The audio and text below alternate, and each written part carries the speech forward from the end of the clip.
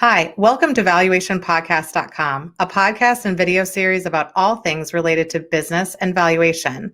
My name is Melissa Gragg, a divorce valuation expert in St. Louis, Missouri. During this episode, we will discuss many questions about divorce court and valuation with TJ Liles-Tims, a fellow testifying expert witness and valuation expert in Oklahoma City. That kind of gets back to our role.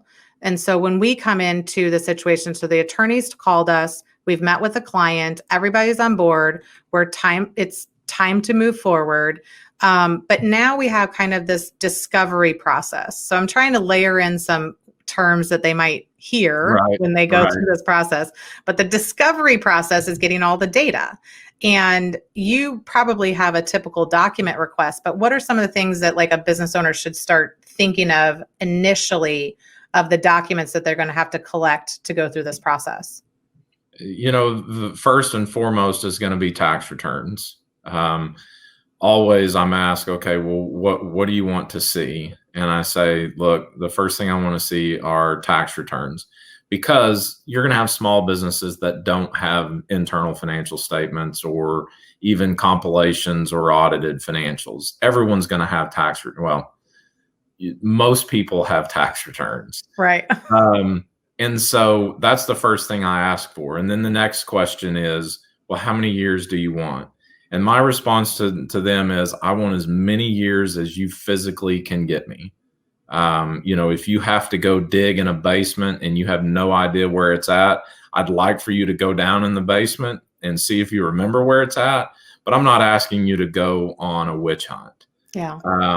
But if you have 10 years worth of tax returns, or even 20 years worth of tax returns on your computer or on a hard drive, I want them all.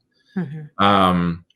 And what I have found, being on the side of the business owner, looking at those tax returns or looking at those financial statements then leads into additional documents that are needed.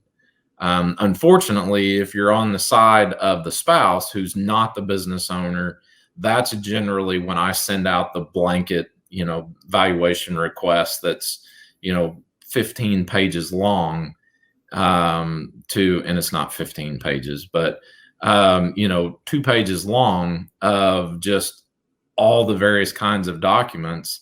And there may be some that are pertinent and not pertinent. But unfortunately, we're working from not having the knowledge of what documents that business owner actually has.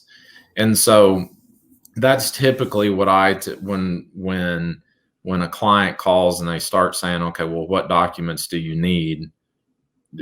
It's tax returns. And then from there, that's going to lead into additional stuff. What I typically tell clients are, look, what I want to do is I want you to get me the tax returns, as many of them as you can.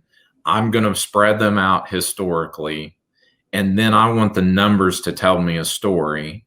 And once those numbers tell me a story, then I'm going to come back to you and say, okay, I see where net income 3 years ago was down. Why? I see that expenses were up in this year. Why? Revenue was this. Why? And then start asking these questions from there, because naturally a business owner is going to be very cautious of what what information they give you from the outset. But if they know, look, that person has my financial information, there's really no getting around it once you know that information. So to me, that's what I like to say is, look, Mr. Ms. Client, let the numbers tell me a story first. Then I'm going to get your side of the story as to why the business is headed where it's at. Well, and I think that having business tax returns and personal tax returns is helpful if the business is filing its separate tax returns. Right. Because the divorce involves the business, but we kind of get involved in looking at it from expenses and income and other assets, when they try to divide the assets and things like that. So asking for some more information. I think some of the buy-sell agreements, if there's been transactions, sometimes in a couple of the states that I'm working at in Missouri and Illinois, if you've recently bought out a partner or bought in a partner, or made a transaction, those have impact on what the value is. I mean, if it's Right.